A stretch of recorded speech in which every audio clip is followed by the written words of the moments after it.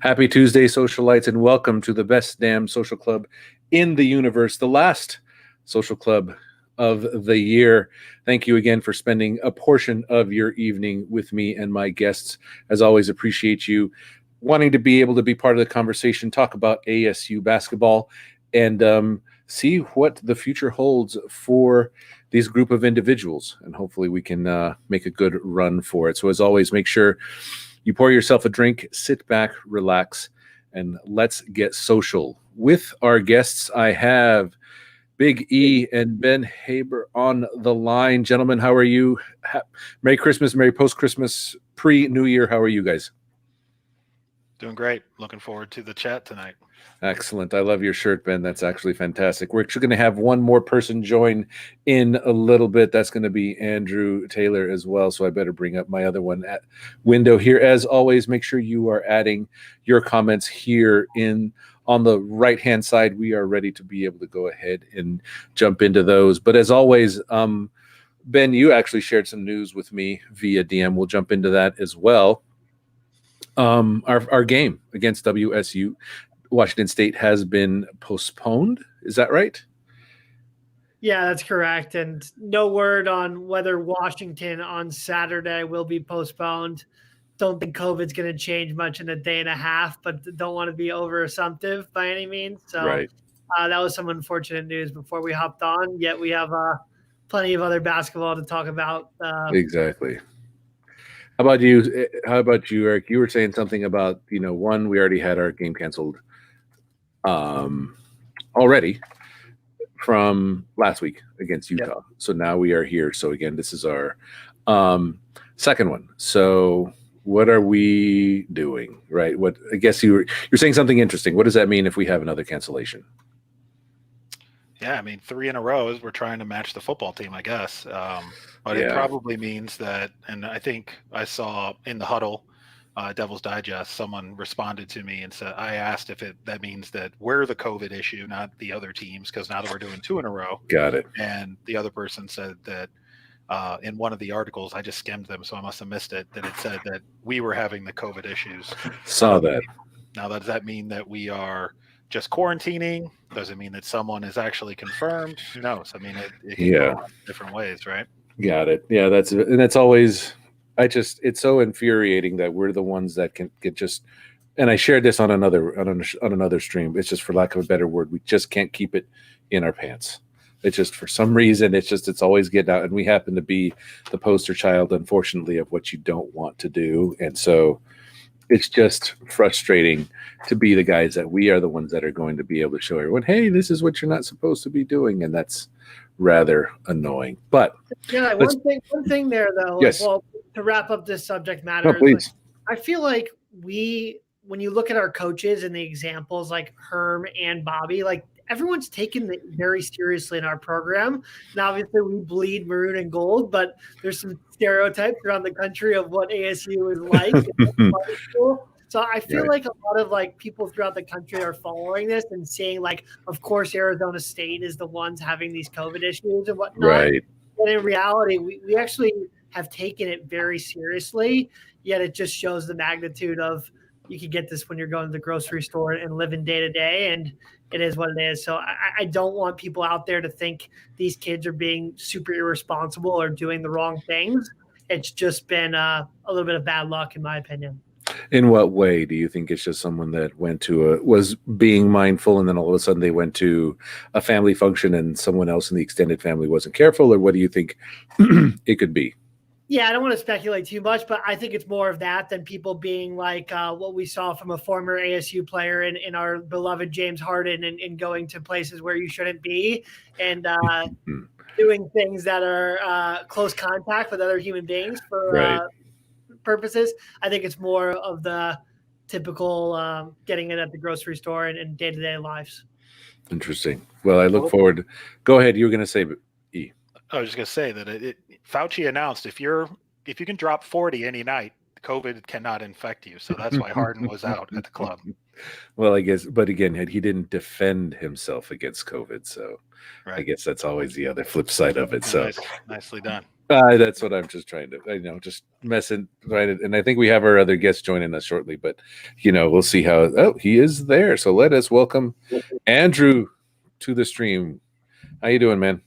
Hey, good. How you doing? Sorry, just got home. No, we got it. It's all good. I mean, I'm just definitely working on figuring out the new technology working, everyone else, and then, adjusting mics and volume and all this other stuff. So it actually is beginning to work out well. So again, for you, Andrew, given what you were doing, again, Ben and E were sharing about the latest news, how the Washington State game has been canceled, and everyone has to be mindful. These kids are really trying hard to not catch COVID-19, but again, obviously there's maybe just some sort of level of exposure there, right? Having been part of the team in some capacity as well with you, what are you thinking, it could have been as to how, it got within the walls of the castle? Yeah, I mean, it could be anything. Like, it's really hard to say because protocols and things are so different than I'm sure it would have been when I was there and when most of us were in college. Like, just so different from 2 years ago, when I was there, our strength coach traveled, our team doctor traveled to every game. Right. And now it's just the staff is so limited that it's hard to say who is in daily contact with them. Okay. So, I don't really have a line like I used to, as the years dwindle on, the fewer people I know, but yeah, it just could be anyone. All right. It's got to be an academic advisor because all of our kids are just doing their homework and staying home. So it's probably the academic advisor staff. We all know they're a bunch of partiers. That would probably be why I probably wouldn't be too good at that. But then again, I was always a homebody to everyone else. Actually, shout out to Blaine Tubazing. He's out there. No Madison tonight. That's right. She actually had an appointment that came up. So many thanks to Andrew for actually stepping in, but also making a couple recommendations as to who would be good for future conversations. So I appreciate you on that one as well. In our absence. That's right. Excellent. So we'll go right in. I know I shared this question with you, and again, you may have an idea of this one. By the way, I am drinking a red wine in my Chuck Box mug. Four Peaks. Which one is that? Hop Knot. That's a good one. That's the one. That's my go-to. Adam Blanker, cheers, salud. Look at that. We got up there. We got a Papago Desert Sage. Where is that one from? I feel left out with just water. My bad, guys. That's okay. I got water too. You're not alone.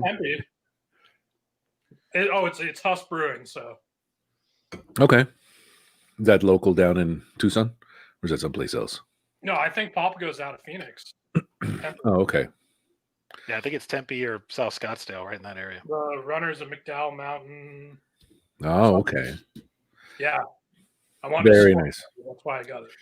Well, excellent. Very good. I appreciate that. So really, so again, jumping into it, the season thus far, right? We talked about it. We had a really good preview earlier. Everyone was really excited about the talent level of the players. And that's not in question, right? But I guess now, E, I'd like you to start us off, right? How good of a team is this, right? This beautiful. I mean, they're fantastic individuals, but how close or how good of a team are we? Well, from my recollection of our first get together, it's exactly on plan, right? We look like a Final Four team right now. No, I mean, it's tough because we're not a very good team right now. We look like a team that's going to end up in Dayton for year 4 or whatever it is in the first 4. Right. And I don't think they're doing that this year. But if they were, we look like a team that's heading there, that we're going to have good enough wins because we have good enough talent to impress with some high quality wins, but then have some head scratching losses. It's like, we have no idea what to do with this team. Let's send them to Dayton. But they're, it's early. I'm hoping that we can figure it out. I put out on Twitter, and Ben and I were talking before the show, that I think in order for us to get better, Hurley is going to need to, what I said was, hurt some feelings. He's going to have to really make some difficult calls. I don't think you can just leave 4 guys that need to dominate the ball on the floor together at all times. It just doesn't work well. Okay. And building on that, Ben, what were you thinking? Yeah, moving Alonzo Verge to the bench is what he's alluding to, and I completely agree with it. I think the narrative on Alonzo Verge has gone a little too far. This guy has NBA talent, and we should be very lucky that he's still wearing a Sun Devil uniform. I've been hard on him on Twitter. I've seen a lot of people as well. I think you just need to give that context that we're thankful to have him. Mm-hmm. The role that he's best suited for is coming off the bench because Remy is very ball dominant. Josh Christopher is ball dominant. So I think he can actually be much more efficient off the bench. He's actually shooting 43% from three this year. Wow. He was only shooting 29% from three last year. Mm-hmm. So it's not like Verge isn't contributing to this team. We just need that role to look different for this team to function. And going back to that point is I've never seen Remy Martin look less aggressive. He's only averaging 11 shots a game. And there's times where he's not even looking to make a play. And normally Sun Devil Nation is complaining the other way about Remy of being over aggressive. Right. So I want Remy get closer to those 15 shots he was averaging last year. And I think putting Verge on the bench will make the cohesion happen. That's interesting. And not, kind of heard that in different conversations. Andrew, we were talking about that as well, how disinterested Remy may appear at times. Your thoughts, though, is like, again, how good is this group of individuals as a team? I think it's just tough to really gauge because we're basically judging how good the team is, by the end of November, early December, when you've had quite a few games under your belt. And for us, it's like, it's just so tough because first of all, we haven't played a game since the 15th, 16th, and then we were going to play on New Year's Eve, and now we're not anymore. Right. And then when's the next game after that? So it's like a football thing where we lost that USC game, and God, nothing is worse than losing a game and having 4 days in between. Imagine 3 weeks. The last thing you want to do, especially when you're at home and it's the holidays, you just want to get that one more win just so that the story's gone about how you lost, Exactly. It's the whole it's that whole USC thing, right? UTEP is a USC thing. It's just festering there for weeks. Yeah. And then it's we just got to play just so we can win, just so that when we're referencing the previous game, that it's a game that we won. So if we had never played UTEP, and the irony is the UTEP game was a postponed game UTEP was going to they had postponed the Arizona game. So there was even a possibility that because there was COVID within the UTEP program, that game, imagine if that game hadn't happened and then we had just been hanging on this win for this long. It's a completely different narrative. I mean, the team, it's not what we thought it was going to be in preseason because of Marcus being out and because of several factors and the Verge thing going off it's tough to say. Basketball's a weird sport where you can be a bench player, but all being a bench player means is that you weren't part of the starting five. You could go in 10 minutes into the game and play the rest of the game. And that's sometimes what happens with Verge, and he plays great off the bench. And I don't know. It's a tough question, but I think that we just have to figure out a way to make all of our players play their best. And if giving Remy the ball more is how we win, then that's what we need to do. Right. And that's always, it's always interesting seeing how, I'm not watching, right? I'm actually always listening. So just trying to get a vibe for it. But it's just, one of the things that, Eric and Ben, you kind of brought up in the initial one, it's if someone goes cold, right, there's enough talent to be able to pick it up. But it seems that it seems to be a bug that zings everyone at the same time, right? It's okay, everyone's cold at the same time, unfortunately. And so do you think that's again just because they're still trying to figure out how to play together, or is it really something that is again the way the play calling lens, or Eric, where do you think that leads? I think it's a combination of a few things. I do think it has to do with just still learning to play together. It is still, when we have two freshmen in the starting lineup, don't remember us, and it's seen maybe months ago with everything that goes on. I don't remember us having a whole bunch of really cold streaks when Bagley was in there, because I do think he adds a different dimension. So him being out I think he's better at being what Tayshaun Cherry wishes he was. So he helps split the floor and does other things, and contributes in other ways. But in the end, it's still one-on-one basketball. And I think I came into this season expecting a different looking Remy Martin, someone who was going to be more aggressive, but not necessarily more aggressive getting his own shot, but more aggressive in getting double teams, getting the guys in the right spot, and dominating the game as the floor general, not really as the main scorer. And he's kind of been going back and forth between those two. I do think the NBA, what the NBA wants to see from him is kind of playing with his mind a little bit. There's still plenty of time, so I'm not worried about it. Right. But we definitely have not looked anywhere near as cohesive as I'd hoped. It looks at times as some of the worst one-on-one basketball, at least when Bagley has been out. And how about you, Andrew? Right? Is it still something that they're trying to figure out, or? Yeah, I mean, we've played 7 games. That's like Thanksgiving. Almost. So that and a big part of it is, I'm sure, team chemistry with the new guys, with the freshmen. You've got that they get on campus like the first week of July, and they're together every day. They're in practice, they're at workouts. This was just such a different year in contact, even little things like coaches I've worked for in the past, they'll have every weekend they'll have a barbecue at their house. Like, that's not happening, or like if they do a team event, it has to be like half the team or a third of the team. Or they can't be doing like bowling nights and movie nights and stuff like that. So I think a lot of it is chemistry is definitely suffering. But that's just the reality of the situation we're living in. That's the reality for everyone's work life and every sport, So, I mean, that's not an excuse. I'm just saying that this is just such a bizarre year where these guys don't know each other after 6 months like they do during a normal year. Okay. So I think that may have something to do, because everything counts, like these little bonding moments that you have with your team over the summer, preseason games, like exhibition games, like just little things where you just like try to figure out who's your starting 5. Like, we just had to go right into it. And, and yeah, I think that we're very much discovering who we are. And I think a lot of teams are going to be just like with football, like we played 4 total games this season. Like, how crazy is that for a football team to play 4 games?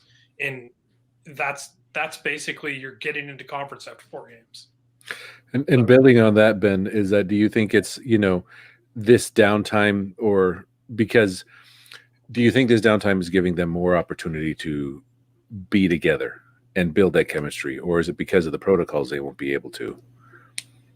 Yeah, I'll respectfully, and Andrew sat on that sideline and knows a lot more than me to preface this, but I think everyone's dealing with the same variables of COVID. So I want to push back slightly and respectfully on that point of working through those same challenges that Andrew is talking about.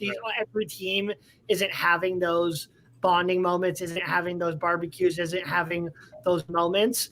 I think what I've learned most, and it's reaffirmed something that I thought before the season, is the most irreplaceable player on this team is Marcus Bagley.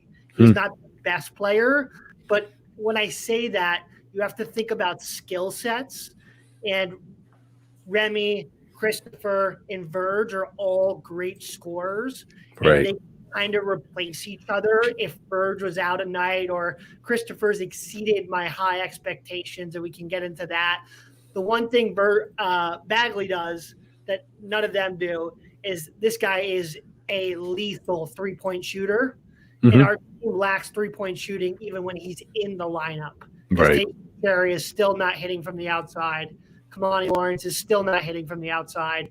So Bagley's absence, I knew it would be tough, but it's been even harder because they really just lack shooting, and doing too much dribbling and not enough dribble driving to an open shooter like Bagley. So then with Bagley, and again, I believe, let me see if I can, Blaine just shared this one. He showed this one already. Bagley is good to go, right? Looks like he's able to play, right? So do you think that having him out there is going to, Ben, do you think having him and being healthy is going to be disruptive enough to the point where when everyone goes cold, he's still able to bring a little bit of fire, make some shots, and then give everyone else some sort of confidence to just not be on ice anymore? Yeah, I think he'll definitely give them a lot more spacing, and at times it's just a little bit of driving and a cluster of Remy overlapping with, Graham doesn't give you any spacing. So I think in basketball, in every direction we're going to, you got to hit the three. And this team, not to reemphasize a point, but they're not a good shooting team even with Bagley on the floor. So it just shows how important he is. He was also their leading rebounder, one of the few things I got right from our early season prediction. He was averaging 7 a game coming in. So a team, again, we've seen that size of the challenge and rebounding has been a challenge. Those two factors of what you're missing from Bagley, I think it'll look different in combination. And one thing I really like about what Andrew said is starting in basketball is a very overrated term. What I mean by that is you can keep Verge in the starting lineup. However, I want to see him playing more with Holland Woods and playing more with the bench. So maybe only playing the first 3 minutes of the game and coming out, and more of his minutes are with Woods, with Cherry, and those guys off the bench and getting those minutes. That's another adjustment I'd like to see from Bobby, even if he keeps Verge in the starting lineup. Right, absolutely. And to your point, it basically. So I think where you're getting at is where this team, when Bagley goes, this team goes, and I think that what's interesting is the only slight blessing of this 16, 18 gay gap, whatever it's going to be, is that we haven't had a game in that many days, and this is his recovery time. So now it's we haven't played 2 or 3 extra games without him. So that might be the only little blessing, is that we've had this time, but then at the same time we have this cloud over our heads with this loss against the epitome of brutality. Right. and hey, the little light at the end of the tunnel for us, I think, is we know it's not going to be Arizona at the end of the year. So we at least we've got one box checked off of the final teams in the pack. Exactly. But yeah, I mean, and the fact that we already played a two Pac-12 games, 1, 2, 1 Cal, yeah. So it's weird. It's sort of like when we played China, or when we played Colorado and China, we had that one game, and then all this time in between, and now this Pac-12 season will start. So yeah, it's just been really weird. But yeah, I think just getting minutes in, and just it's tough. It's tough to read stats. Only 7 games in X number of days. How about you, Eric? Yeah, I'd like to build on that. Ben made a good point. I think that you leave. It's not really about starting or any of that. Basketball is a game of lineups. It's how you mix and match the parts on the floor.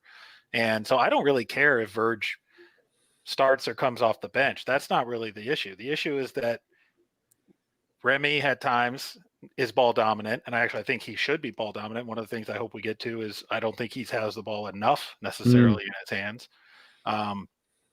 But Verge, whenever the ball gets to him, the ball sticks in his hands. He doesn't automatically move it on. Christopher's looking to score. Ball sticks in his hands.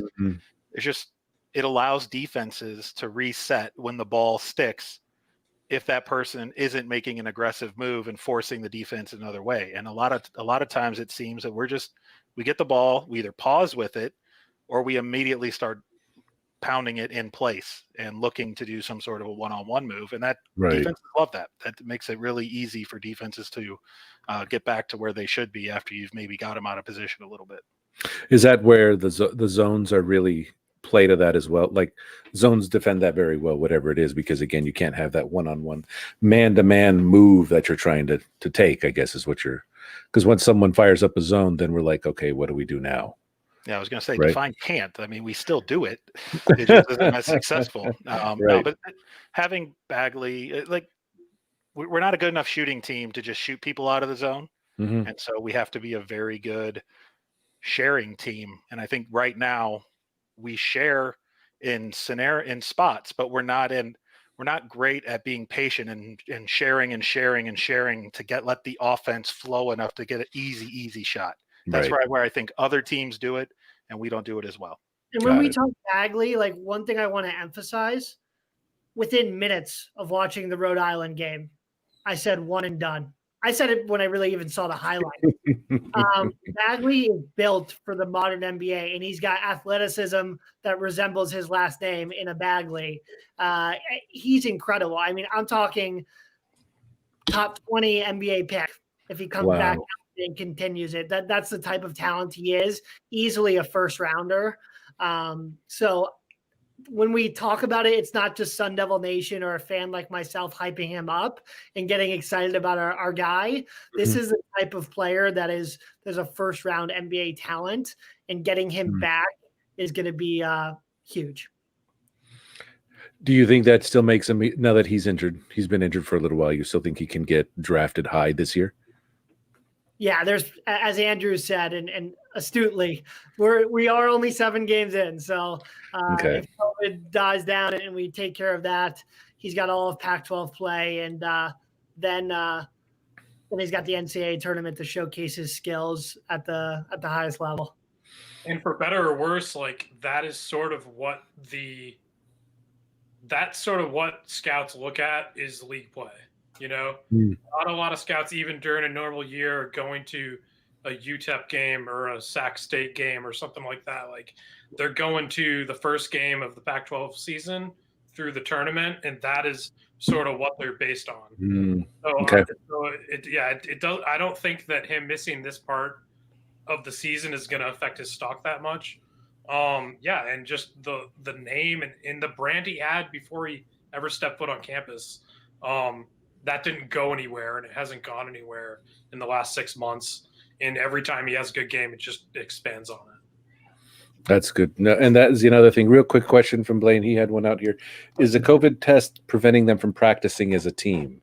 And I don't know. I don't think anyone said anything to that end. Yeah, we don't know if there is a COVID positive test within the team. It could be that somebody adjacent to the team had it, and they're just doing the quarantine thing, and their contact tracing. I mean, who knows? I haven't heard any reports or seen any reports that it's actually somebody with a positive that's in the team or the actual coaching staff.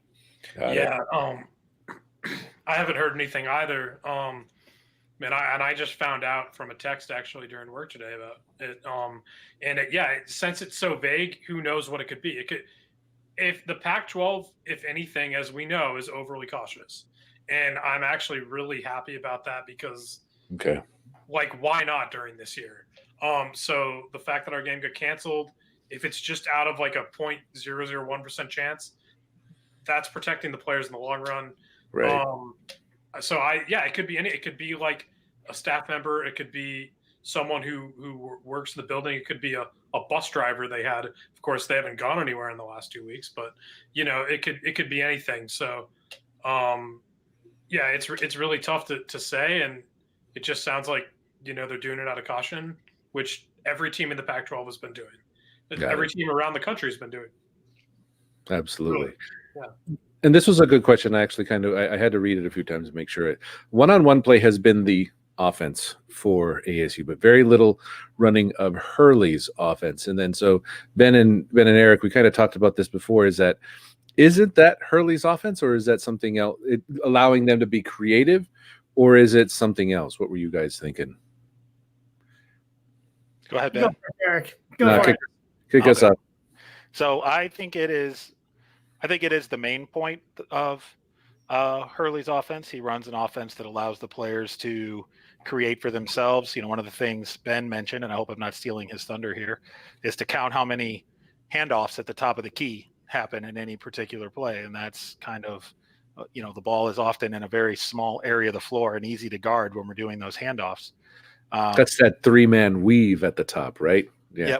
Yep. And so hate that so much, Eric. I'm so glad you didn't steal my point, but I'm smiling because I out of frustration, I'm smiling. Yeah, you're not the only one, because I remember doing that drill all the time, but it was the length of the court. It wasn't just in that tight window. But go ahead. Yeah, I mean, so I think that is a big part of our offense. I actually think we've ran a few more set plays this year than I think we have in other years that I've seen. And Ben is actually nice enough to point them out on Twitter when they work. And I'm actually been happier with some of our end of half, end of game type of calls and scenarios as well. We've had a couple rough ones, but mostly I think those things have been better. But there's no off ball movement. The person with the ball is doing usually really good things, but there's nothing going on off the ball to just get that freed up, wide open shot that a lot of other teams seem to get it with us. The one time we got a pretty open shot was on that last play against GCU, and off the ball, Verge had it in one corner. Off the ball, Cherry up picked for Remy's man and got him open in the opposite corner. Right. We got an open look. We don't do a lot of off the ball stuff as far as I can see now. I will say I wanted to go back and watch the UTEP game today as homework for this, and I just couldn't bring myself to do it. Sorry about that. And I appreciate you wanting to do homework for the show, but hopefully it would have been a better game, so I understand that. So how about you, Andrew? Do you think it is more one-on-one, or does Coach Hurley is that really the offense that we have anyway? I think that, I agree with Eric on that one. Yeah. How about you, Ben? What did you want to expand upon that one? Yeah, more of the same. It looks very similar, and what I want to see is more back cutting and more as a specific type of off-ball movement as well. And again, one thing I thought I would see less of this year with the talent that we have is taking bad shots is okay, but doing it with 10 seconds into the shot clock. Yeah. That's when I have an issue. Josh Christopher can get that same contested look after we've worked the ball around for 20 seconds. Why are we taking it with 10 seconds on the clock? That's what I thought I would see more of this year. It's a little more patience before an individual play happened. Right. That's not been the case. I also think we've talked about underutilizing Remy Martin. We're also underutilizing Josh Christopher, because whatever my expectations were for him, he's exceeded them exponentially, especially on the defensive side of the floor. So, that's another angle I want to see is Josh creating more than Verge creating once we get back to playing. Got it. And so thinking of that, so I wanted to talk about Jalen Graham as well. So why is he getting so many fouls, right? Is it because the refs hate us, or is it because it's just youth, or what do you think, Andrew? I should be calling you Duke, because that's actually your name. Yeah, I don't know. I mean, it also, it seems like there's always problems with Cherry as well. Guys getting a lot of fouls, and I don't really know. I haven't really watched a ton of the games this year. Okay. So I don't really have a great point of reference, but it definitely seems to be a problem. Yeah. And I mean, the rebounding is critical. That's always, especially the offensive rebounding. But Ben, how about you? Is it still something that, is it youth, or is it something else that they just hate us, or is it just a size thing, Ben? No, it's a Jalen Graham problem. It really is. He's over aggressive, and it's not the refs. He's off balance. He's consistently working from behind and chasing people down. Jalen Graham, and that's another narrative to this team that I've been disappointed by, is I thought Jalen would take a step forward. I thought this is pressure off Kamani Lawrence's shoulders, and he'd be able to take that step forward. Tayshaun Cherry. So those are the three role players that aren't going to get much of the publicity on our first show and today, that I all thought would take good steps forward. The lack of progress from them has been concerning. Thankfully, Austin has done a good job making up for some of Graham's fouls. But yes, Graham is deserving and earning every one of those fouls he's getting, in my opinion, at least. Got it. And I think that's something that Blaine is actually mentioning in there as well. reaching too much for Cherry, not moving his feet. So that may be some of the things. These are things of being undersized. Graham is not undersized height-wise, but he's so light. A lot of these guys, they don't really ever have to play post defense growing up. I mean, very rarely are you playing, even in AAU ball, where you're playing really good big guys. That gets such a free-flowing up and down game. They're not pounding the ball onto the block 3 out of every 4 times like people are doing against us when they have a good big guy, and they should. And when you're light, it takes some very good footwork and mechanics in the post to play good post defense, to not foul, to not have to reach, to position people on the floor to make their lives harder. He's not gonna be able to stop people, but guys are just at the rim, just getting layup after layup because he's still learning. He should not be playing these minutes this year. And that's, and none of us thought he should have been until Melo left, and now we're stuck with it.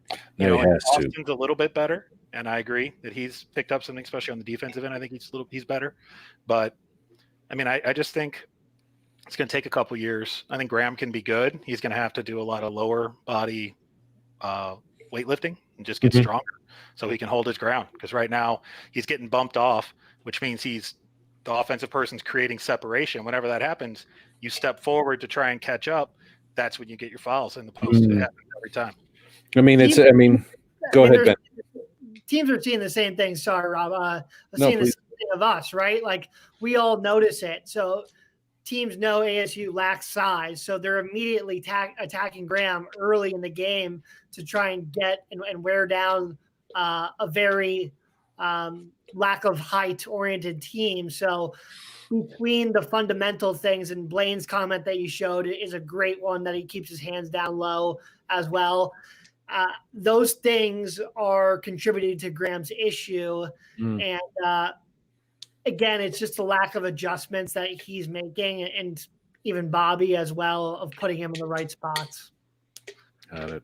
So, I mean, looking forward to the season, right? Obviously, we have things that need to be fixed that hopefully they are looking to fix them and get ready for Pac12 play. Obviously, that was supposed to start in a couple of days from now. But Eric, kicking us off on this one, right? Is it given that you have a small sample set, right? Do you still think that this team can make a run at the conference, or which teams do you think are the strengths of this conference at this moment in time? Well, like I said in the first one, I think Dana Altman's the best coach in the league, and so I never will vote against him. I think I said, and I actually believe it, he could go find 5 guys at the rec center and finish middle of the pack. Right. He's that good. But I still think we are right there if we play well. We got to settle in and we got to play well. But I don't look at anybody in the Pac-12 like, oh my gosh, they're so good, there's no way to beat them. So I think we're still right there. It's just a matter of, can we solve these issues? Can we get the right lineups? Can we play the right style? Can we actually hit a few shots where we've had open looks that we've missed? So, it's about just, it's only game 7, but this year, that's a significant portion of our games. We got to get going and figure this out. And I think what my frustrations are, again, not overreacting, is that we have a very senior laden and experienced team. I didn't want it to take 7 to 10 games into the season to figure it out this year. Got it. Understood. How about you, Duke? What were you thinking? Well, the only team that really stands out to me is Stanford right now. Just like these signature wins, more in name than anything, because you got Alabama, Stanford, Indiana, and then a couple low majors. But like, those are just, that's the only team that stands out to me. But what we all know over the past, 10 years, 9 years of the Pac-12 is that it can really be anyone's league. It's ordinarily, there was a while where it was always going to be UCLA and Arizona. But then, it's sort of been, ASU's had a shot the last few years, especially when we went 12-0 and we thought that the sky was the limit. But Yeah, it really is just week by week. Got to see where we're at. Yeah. I don't think anyone and now, yeah. I mean, you look at Arizona and now not being the threat, but they could still win every game. It's not like sure they sanctioned themselves, but they could still win the regular season. Right. So I don't know. Those are the only that are always like hindrances. Is that in Stanford? God, it killed us when we were there, just like Washington. Yeah. Like, Johnny Dawkins had our number, man. I think we won like 2 games against Stanford, and we always played them in the Pac-12 10 tournament, Exactly. We always lost that first game, and then we finally beat them my last year. And it was like, thank God.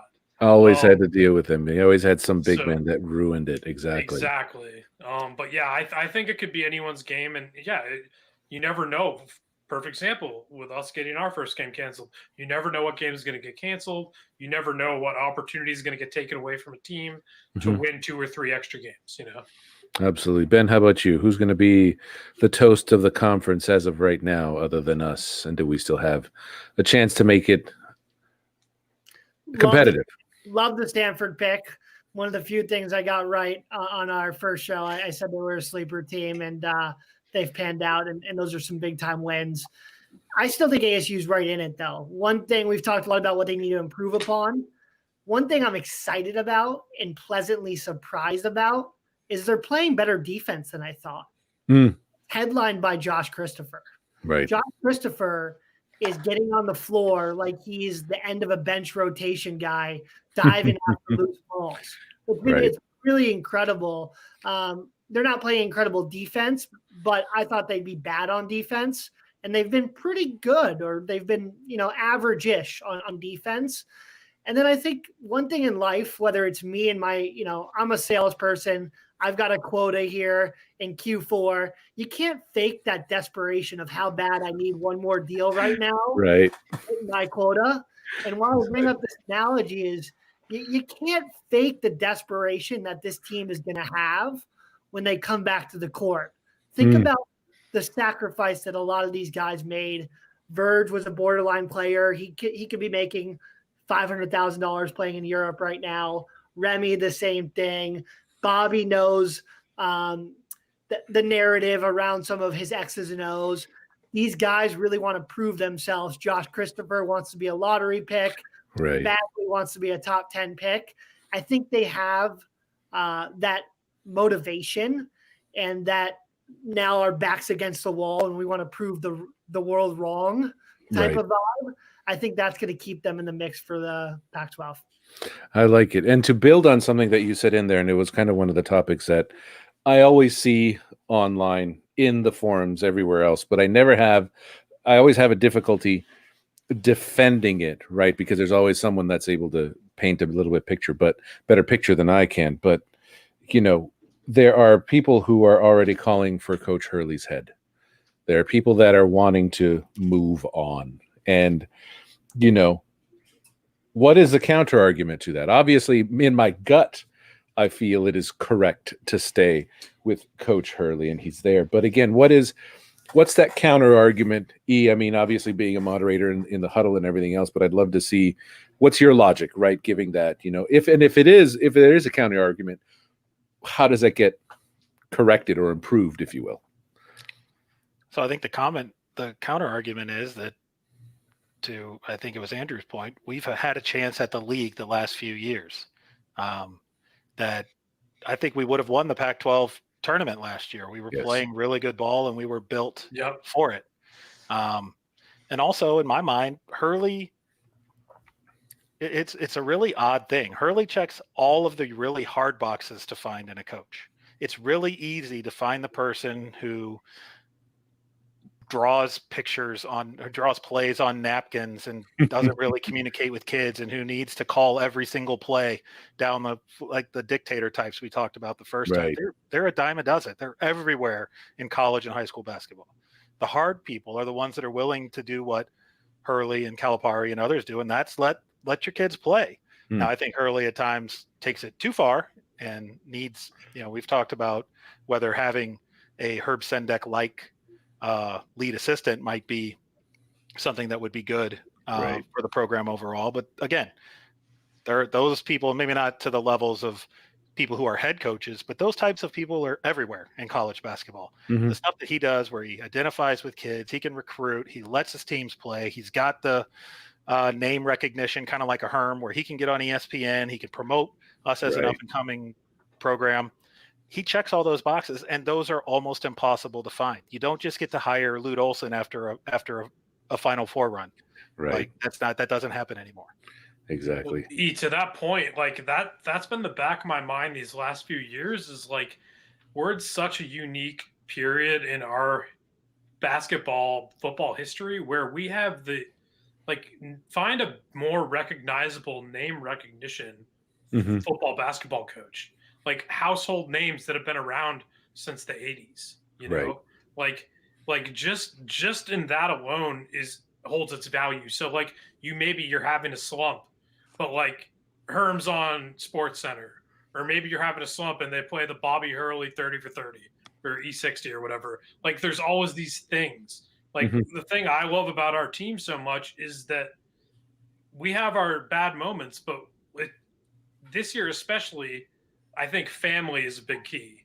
You've got the Bagley Joe Caldwell connection. You've got the Eddie House connection. And then you've got the Bagley Duke connection, you know, and it's just this crazy, like, it seems like it's a big family, you know, and that's something that it hasn't really been in a long time. We've had a lot of players that have come from elsewhere that, you know, back until, you know, with Scott Parra and James Harden and Derek Glasser and those guys that were sort of a family, you know, like there was a long period of time where it was just random guys, you know, and I feel like we're back to a good place where we have a good core team, and that's the reason that maybe players are going to stay an extra year. So I don't see the value in, because the biggest question is, who are we going to get? Exactly. Who do we expect? And if we have to get rid of Bobby Hurley, you know, if we did, like, who are we expecting that we're getting to come? Exactly. You know? That's a counter question. Like, okay, that door. Yeah, that's a counter question. It's like, okay, you want to get rid of Coach Hurley. Who in the wide world of sports do you have? Who are your top 5? And then I guess why would they come to Tempe? Yes. Like, and that's the thing is that people, oh yeah, you go to Tempe, you got the nice weather, you got the this and the that. You're an hour from LA, you're an hour from Vegas. Okay, but you gotta really want it. Like the I was joking to people yesterday. The Arizona strength coach left Tucson. Was it Tucson or did he leave A&M? I didn't know which was first. No. To go to Arkansas State. I'm like, it's not all in where you are. A lot of it has to do with what the program is. Right. Most of it does. How about you? So, yeah. Exactly. How about you, Ben? Yeah, I would say whoever tweeted it, one thing I made a mistake about last year when I was tweeting is sometimes I didn't give the context when I was being hard on Bobby, that he's also the best thing that's ever happened to this program. Right. Hard stop. Period. Because when you think about a college coach, 70 to 80% of their job is recruiting. And there is not anyone in the country that could probably do a better job of getting kids to come to Tempe. There might be exceptions if there was a coach, they're within reason. There's no one that could do what Bobby Hurley is doing of getting Josh Christopher, Marcus Bagley, Remy Martin to be wearing a Sun Devil uniform. Right. So I think that's the narrative of we have to ride and die with, his strengths and weaknesses. Same thing with my wife. She's got to deal with the good energy, the positive vibes, but then she's got to deal with the guy that talks her ear off all the time. That's what Bobby is to us. We have to deal with the good and the bad, but the good outweighs the bad so exponentially. And whoever tweeted that as well, they probably wouldn't care, or they weren't tweeting about ASU basketball when Andrew was roaming the sidelines. And sorry, Andrew, as much, right? Like people like me. No, that I 1,000% agree.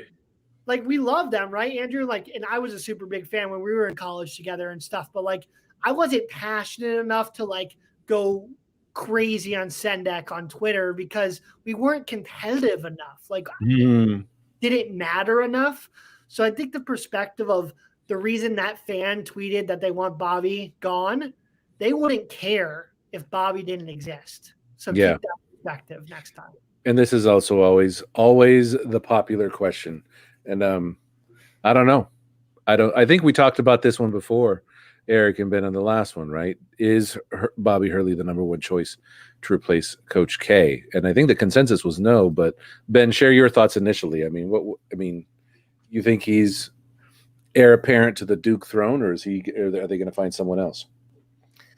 I don't know him or his family on like a level of what Andrew used to know our coaches, so I don't want to like speculate. One thing I do want to say is that question is always posed of would Bobby leave for that job? I think people need to phrase it the other way around: is would Duke want him for that job? I know it sounds interesting, right?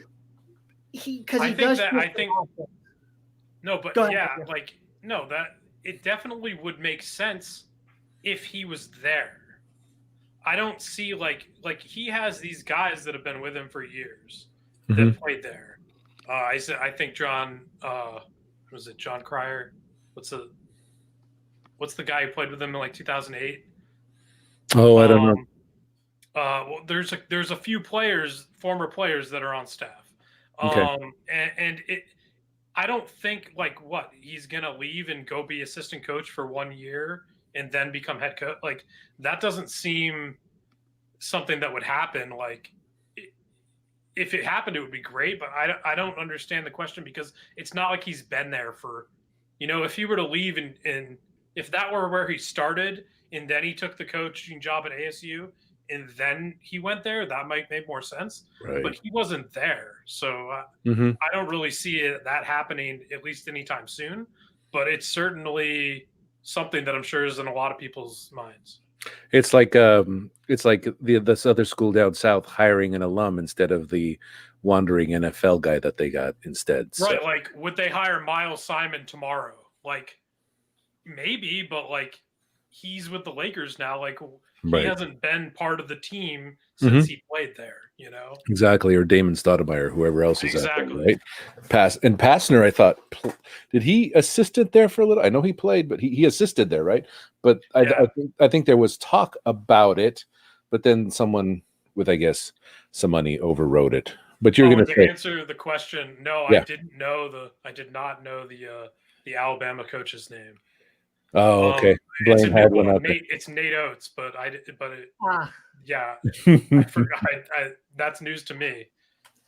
Right. So can I add something else to the early talk? I was going to come to you. Yeah, exactly.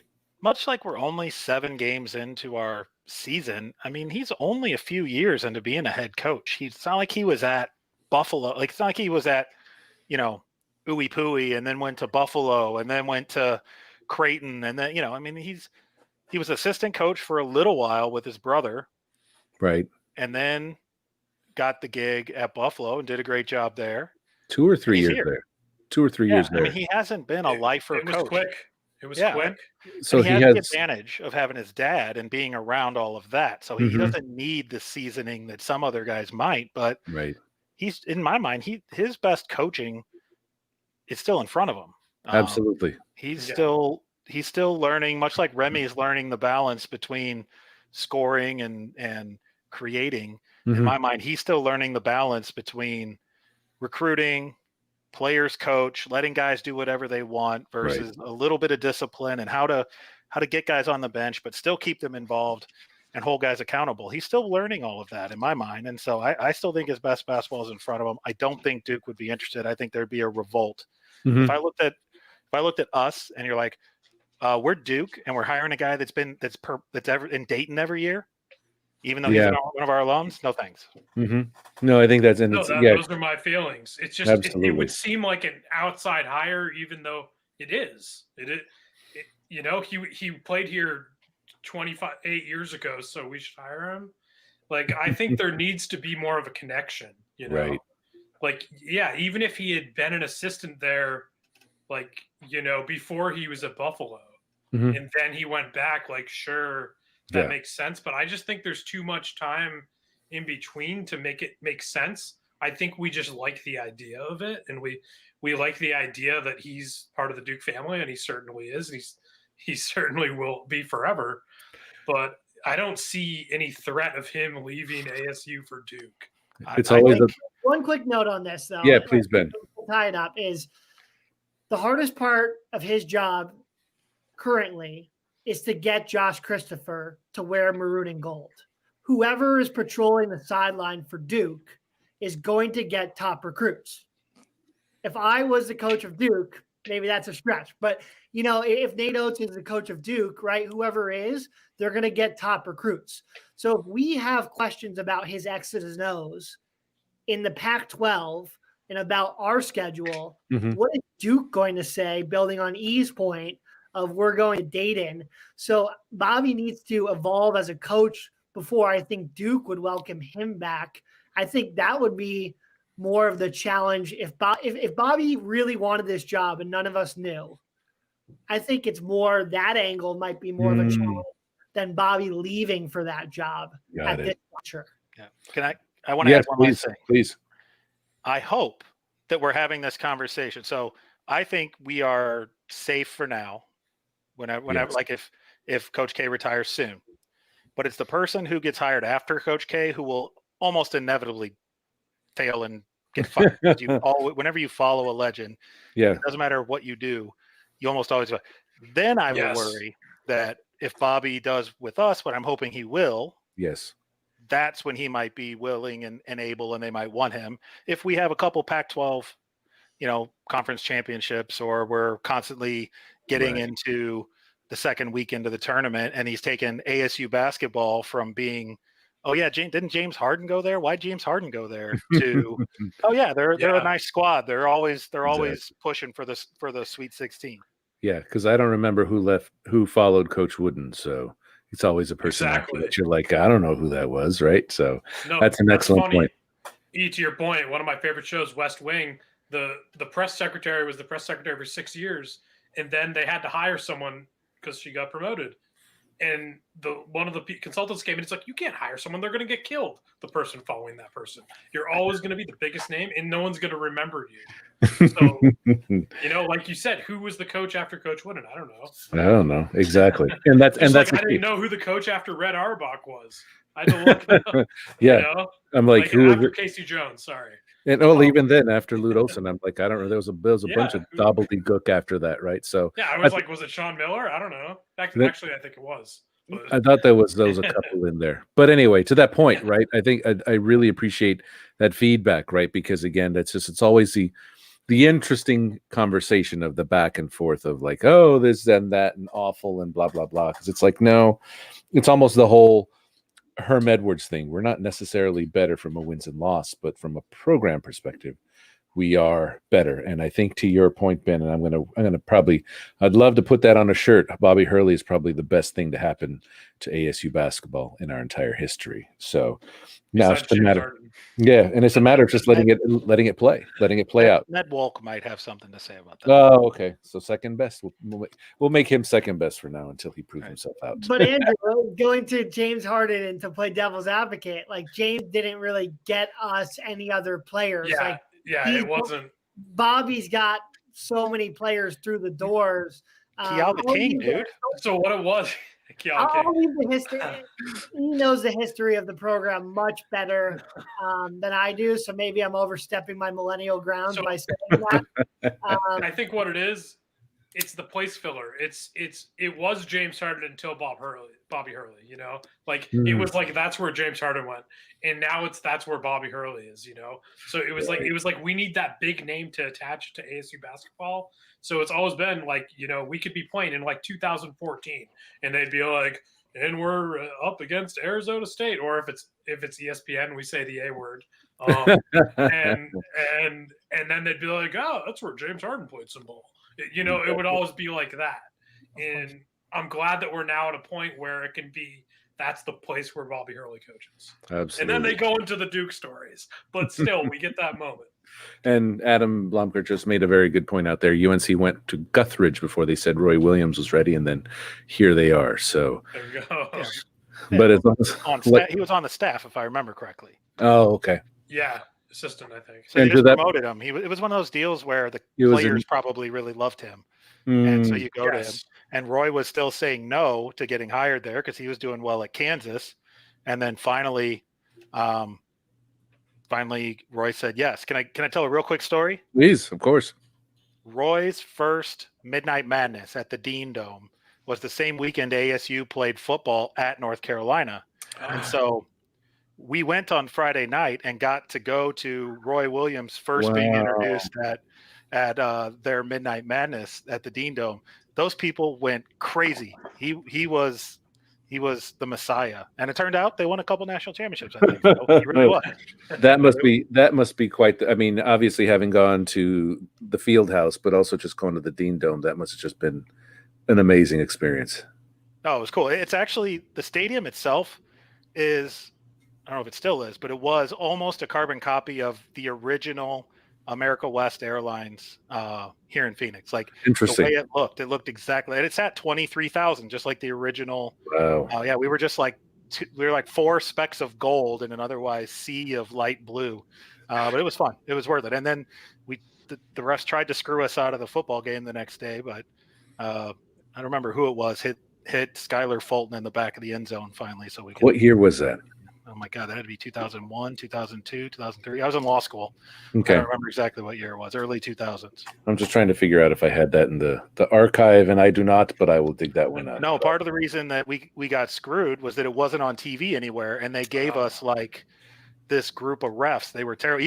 Walking out of there, their fans were apologizing to us about how bad that was. Right, how bad. So, let's see. So, I had some questions here, but it's like how many? So I'm going to be the optimist here. Ben, kick us off. How many games do you think get canceled between now and then? We only have 18. We've already lost 2.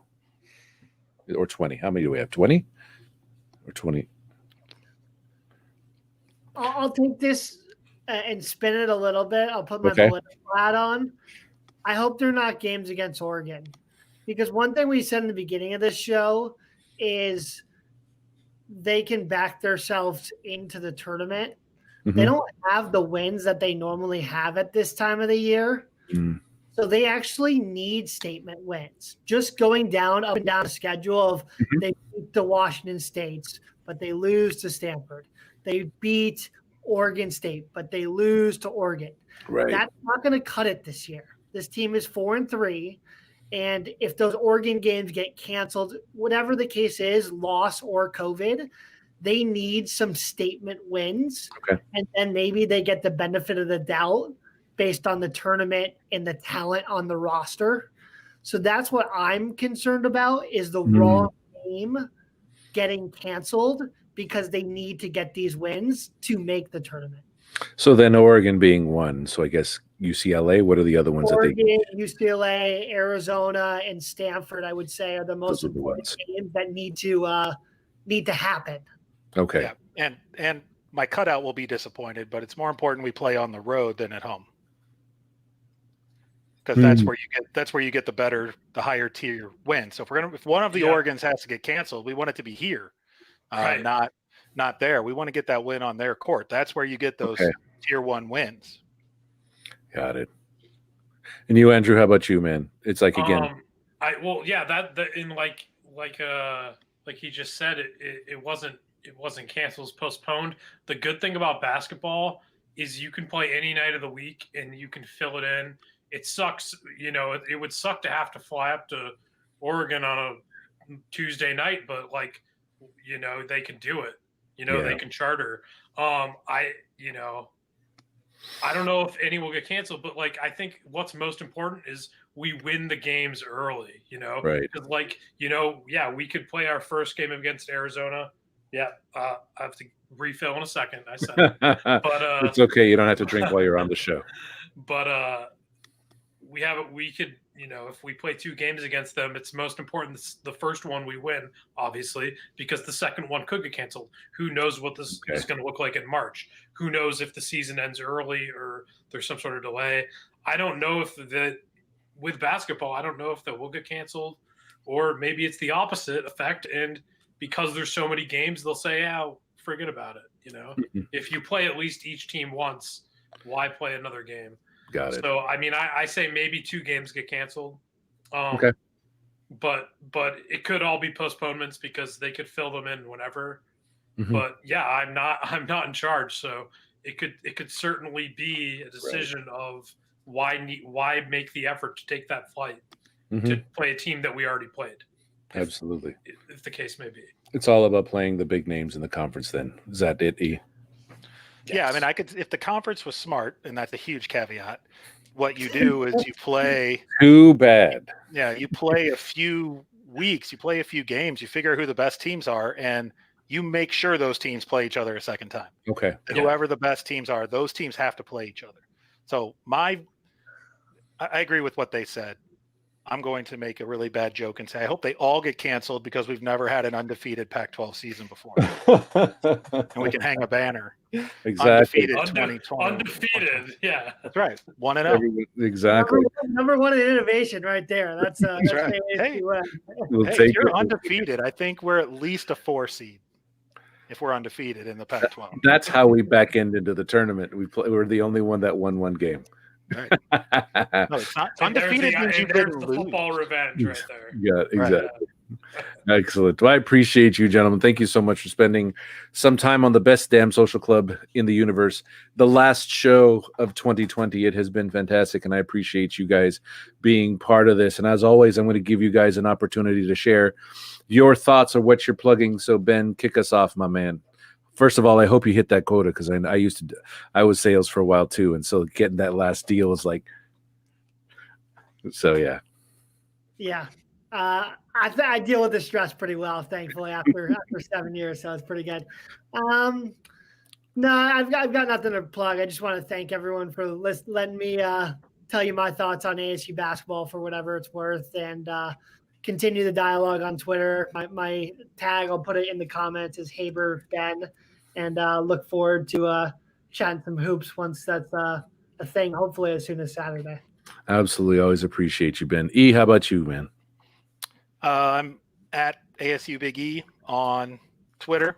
I don't tweet all the time. I've got young kids, so they don't allow me to just sit and watch basketball and tweet a lot of times.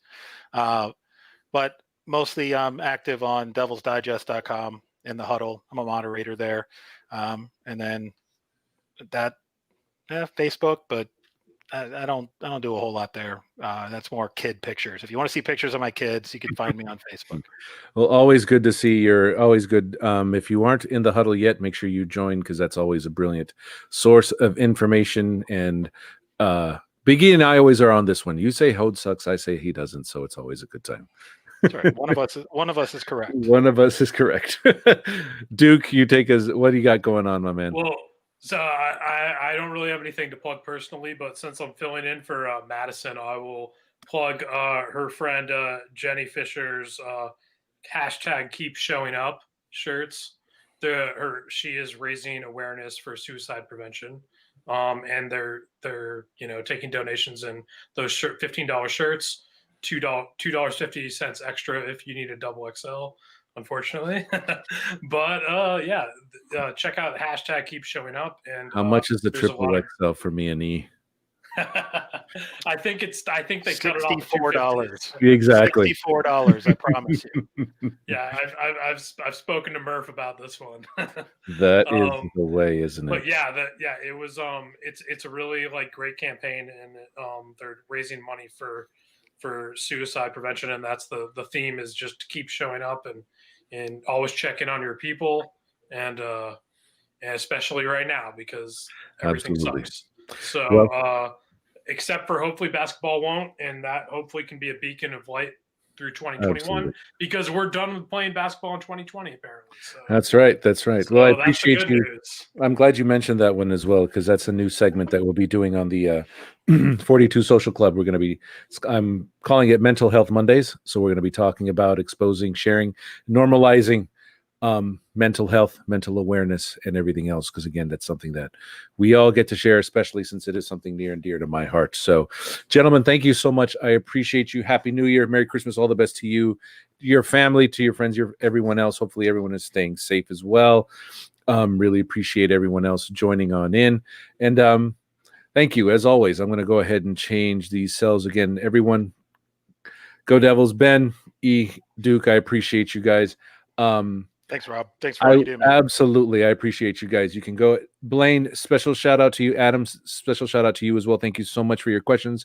Thank you so much for being so engaging in the chat as well. So, gentlemen, I'm going to remove you from the stream one at a time. Again, appreciate you guys, and we'll talk more online, hopefully through we'll just talk on Twitter. Thanks, guys. Appreciate you all. Bye, guys. And to all of you that are still on there, as always, as we figure out this yard stream, as always, as like I to say, I love you. I cannot appreciate you enough, and thank you for being part of the show, as always, and being active within this, as always. Also, make sure you love yourself, and especially now these days, make sure that you love those around you as well. Happy New Year to you and to all of your family, all of those you love, and everyone around you. May you be safe, may you do well, and may be everything working out well for you as well. May 2020 wrap up better. It started well. It was a middle that was weird, but it's ending strong. And then I'm looking forward to a 2021 where we can all get together and just enjoy ourselves, our company, and our conversation as well. As always, good night, Happy New Year, and we'll talk soon.